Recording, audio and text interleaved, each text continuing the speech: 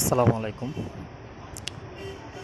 বিগত সরকারের শেখ হাসিনার আমলে ঢাকার মধ্যে একটি উল্লেখযোগ্য কাজ ছিল মেট্রো রেল চালু করা।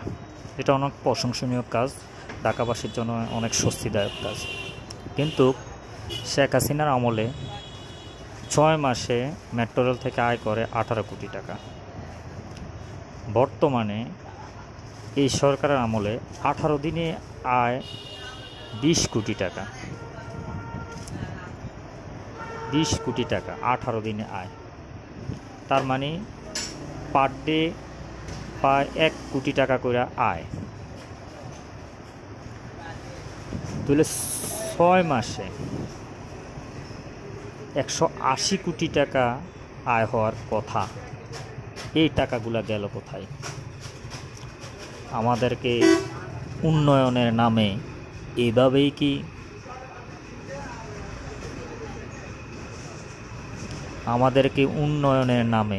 এভাবেই কি এই টাকাগুলা